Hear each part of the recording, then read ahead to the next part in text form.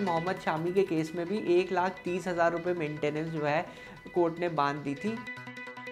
Punjab and Haryana high court का एक आदेश, चाहे भीख मांगो, चाहे उधार लो या चोरी करो, आपको गुजारा भत्ता देना ही होगा।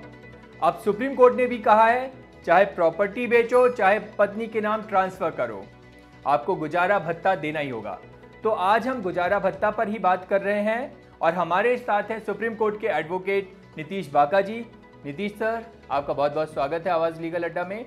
अच्छा सर, मैं ये जानना चाहता हूँ, गुजारा भत्ता के बारे में बहुत कुछ सुनते हैं कि मेंटेनेंस देना पड़ता है, तो मेंटेनेंस देने के नियम क्या है?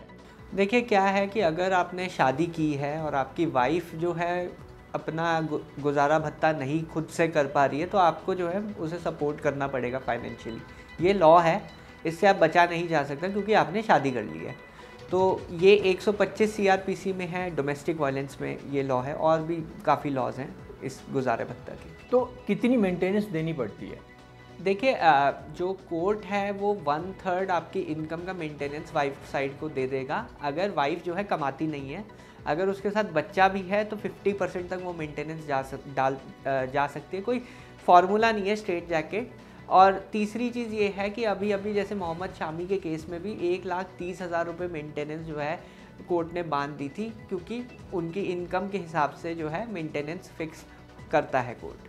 अच्छा, क्या पति भी, जनरली हमने देखा है कि पत्नियां गुजारा भत्ता मांगती हैं, तो क्या पति भी पत्नी से गुजारा भत्ता मांग सकता है? सेक्शन 24 HMA में बात करता है कि अगर कोई भी व्यक्ति लिटिगेशन एक्सपेंसेस नहीं पे कर सकता, क्योंकि अगर हस्बैंड कई केसेस में हो सकता है डिसेबल हो, वो अपना लीगल एक्सपेंसेस या फिर अब खर्चा नहीं अफोर्ड कर सकता ड्यूरिंग पेंडेंसी डिवोर्स केस की, तब उस केस सिनेरियो में बहुत रेयर चांसेस है कि पति को मिल जाएगा गुजारा। अगर पत्नी कमाती है तो क्या तब भी पति को गुजारा भत्ता देना पड़ेगा उसे? ये जो आंसर है ये डिपेंड करता है कि इनकम लेवल कितना है। डिफरेंस अगर बहुत ज़्यादा है तो कोर्ट कुछ ना कुछ मेंटेनेंस ग्रांट करेगा, अगर डिफरेंस बहुत कम है तो कोई मेंटेनेंस नहीं मिलेगी वाइफ साइड को। सर, एक विडोड भी क्या अपने सास ससुर से गुजारा भत्ता मांग सकती है अपने और अपने बच्चों के लिए? देखिए, डोमेस्टिक वायलेंस के केसेस में एक बहुत रेयर केसेस में ऐसा कोर्ट ऑर्डर कर सकता है।